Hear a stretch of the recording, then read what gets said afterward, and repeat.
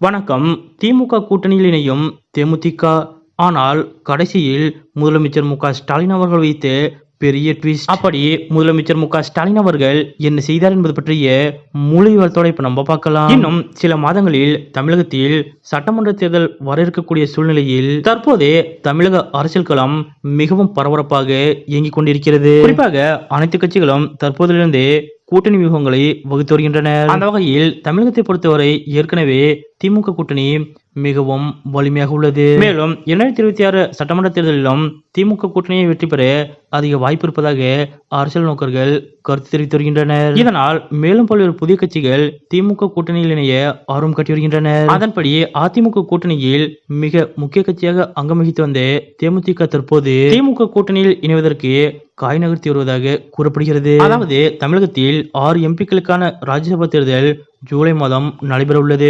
இந்த 6ல் ஒரு இடத்தை எப்படியாவது அதிமுகவிடமிருந்து பெற்றுவிட வேண்டும் என்பதில் தேமுதிக தீவிரமாக இருந்தது. ஆனால் அதிமுக தரப்பிலிருந்து தேமுதிகவிற்கு ராஜ்யசபா சீட் மறுக்கப்பட்டுவிட்டது. இதனால் ஒற்றை ராஜ்யசபா சீட்டை எப்பாடுபட்டாவது திமுகவிடம் வாங்கியே தீர்வது அதிமுகவிற்கு நோஸ்கட் கொடுத்தே ஆக வேண்டும் என்பதில் தேமுதிக தலைமை உறுதியாக உள்ளதாக கூறப்படுகிறது. அதன்படி தமிழக அரசு கையில் எடுக்கும் அனைத்து பிரச்சனைகளுக்கும் எந்த நிபந்தனையும் விமர்சனமும் இல்லாமல் முழுவீச்சில் வலிய ஆதரவு தந்து கொண்டிருக்கிறது தேமுதிக. மேலும் தமிழக அரசு கூட்டிய தொகுதி மறுசீரமைப்பு அனைத்து கட்சி கூட்டம், மத்திய அரசுடனான மோதல், ஹிந்தி மொழி திணிப்பு உள்ளிட்டவைகளில் திமுக அரசுக்கு உறுதுணையாகவே நிற்போம் என்றும் தமிழக அரசின் பட்ஜெட்டுக்கு பாராட்டியென தேமுதிக மீண்டும் திமுகவிற்கு வலை வீசி வருகிறது. ஆனாலும் திமுக தலைமையோ தற்போது வரை தேமுதிகவை சீண்டுவதாக கூட இல்லை என்கின்ற நிலைமைதான் இருப்பதாக கூறப்படுகிறது. அதாவது தேமுதிகவை பொறுத்தவரை இன்றைய ஆளும் திமுகவையே ஓரம் கட்டி எதிர்க்கட்சி அந்தஸ்தை பெற்ற காலமும் இருந்தது. ஆனால் தற்போது தேமுதிக என்கின்ற கட்சி சீண்டுவார் யாரும் இல்லை என்கிற நிலைமைதான் இருக்கிறது. 2021 சட்டசபை தேர்தலின் போது கூட அதிமுகவுடன் எந்த கட்சியும் கூட்டணி அமைக்க முன்வராத சூழ்நிலையில் அப்போது தேமுதிக தான் முன்வந்தது.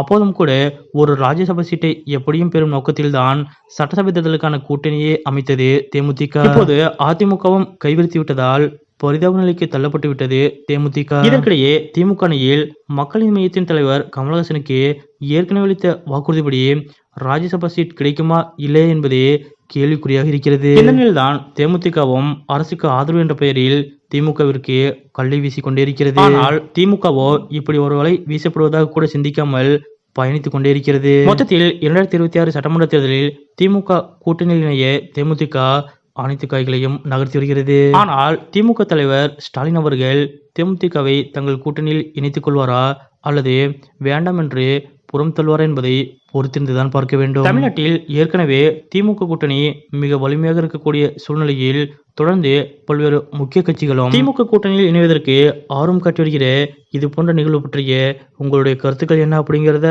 மறக்காம கமெண்ட்ல குறிப்பிடுங்க.